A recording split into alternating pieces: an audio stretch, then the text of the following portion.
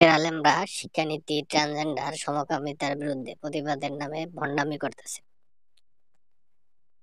তারা কারা শিক্ষানীতি প্রণয়ন করছে, কারা বই পুস্তকে ট্রান্সজেন্ডার অন্তর্ভুক্ত করছে, কারা সমকামিতা অন্তর্ভুক্ত করছে সেটা না বলে তারা ব্র্যাক, বিকাশ এইসব প্রতিষ্ঠানের পিছনে ছুটতেছে।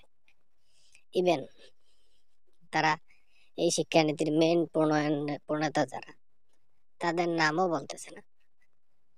তো এই ধরনের ফাইজলামি, ভণ্ডামিমূলক, তৈলবাজিমূলক প্রতিবাদের কি মানে আছে? কোনো মানে নেই। আপনি প্রাথমিক বিদ্যালয়ের বা মাধ্যমিক বিদ্যালয়ের যে কোনো একটা বইয়ের প্রথম পৃষ্ঠা খুললেই বুঝতে পারবেন এই বইটা কারা কারা রচনা করছে। স্পষ্ট লেখা আছে কে সম্পাদনা করছে, বই কারা প্রণয়ন করে বা বই লেখায় ছাপে কারা, সেটা সেটা স্পষ্ট লেখা আছে।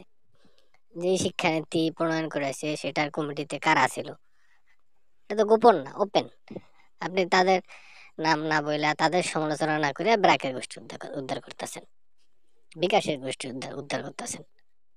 এ ধরনের ফাইজলামিমূলক, ভণ্ডামিমূলক চিন্তা ভাবনা আলেমদের বাদ দিতে হবে।